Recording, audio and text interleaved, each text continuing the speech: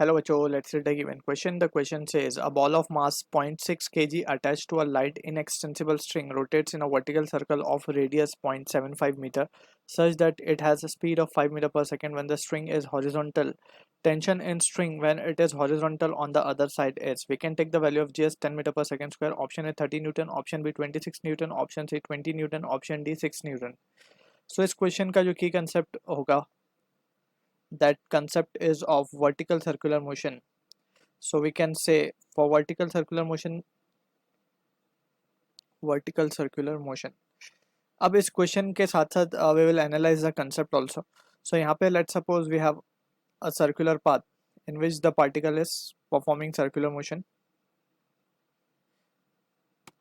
ठीक है, कुछ इस तरीके से. तो हम यहाँ पे कुछ पॉइंट्स डिफाइन कर देते हैं. लेट्स से ये पॉइंट है lowest point A, this is our point B and this is our point C. अब यहाँ पे हमसे क्वेश्चन में पूछा गया, हमें बोला गया एक बॉल है जिसकी मास हमें गिवन है 0.6 kg, अटैच है लाइट इन एक्सटेंसिबल स्ट्रिंग को. सो हम मान लेते हैं कि ये बॉल जो है यहाँ पे अटैच्ड है इन एक्सटेंसिबल स्ट्रिंग से और उसका रेडियस 0.75 है. वर्टिकल सर्कुलर मोशन जिसमें परफॉर्म कर रहा है such that it has speed of 5 metre per second when the string is horizontal. Let's suppose हम मान लेते हैं कि कुछ इस तरीके से एंटी क्लॉकवाइज डायरेक्शन में मूव रहा है. तो एट पॉइंट बी उसकी पास जो स्पीड आई है वो है v, that is given as 5 metre per second. ठीक है, when the string is horizontal. हमसे पूछा गया क्वेश्चन में tension in the string when it is horizontal on the other side, यानी कि जब पार्टिकल इस point let's say B dash पे पहुंचेगा या फिर डी बोल देते हैं सिंपली, तो डी पे हमें टेंशन कैलकुलेट करनी है. We are interested in calculating the tension at point D. ठीक है, अब जो टेंशन पॉइंट बी पे होगी, क्योंकि दोनों सेम लेवल पे हैं, पॉइंट बी और डी दोनों सेम लेवल पे, तो टेंशन भी दोनों पे सेम ही होगी. तो हम क्या करेंगे, बी के ऊपर टेंशन निकाल लेंगे and same tension will be at point D also.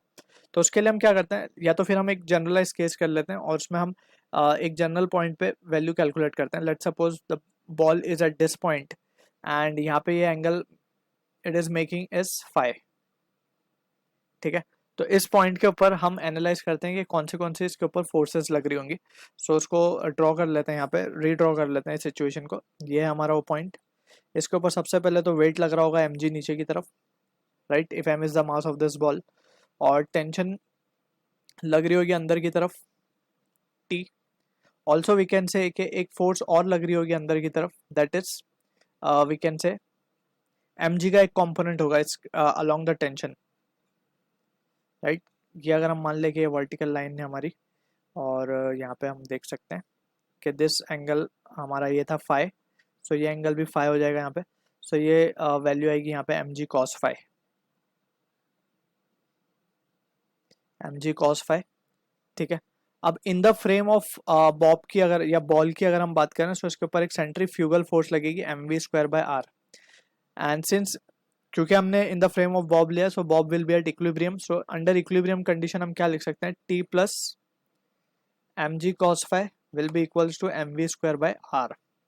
ठीक है, तो अगर हम यहाँ पे आप देखें ध्यान से, तो टेंशन की वैल्यू क्या आ जाएगी हमारे पास, it will be mv square by r minus of mg cos phi, right.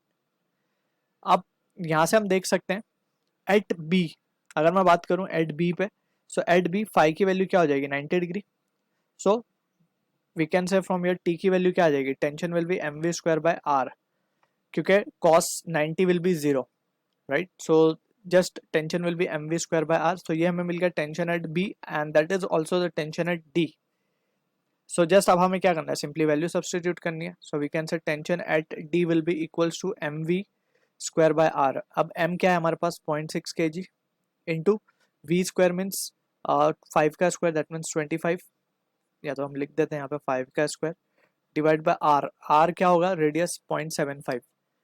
अगर हम डिनोमिनेटर न्यूमरेटर को 100 से मल्टीप्लाई करते हैं तो it will B 60 into 25 divided by 75. सो ये हो जाएगा 5 1 जा 5 3 जा, सो 20 Newton will be the answer for this question, जो कि मैच हो रहा है ऑप्शन सी के साथ. So I hope you understood the solution. All the best.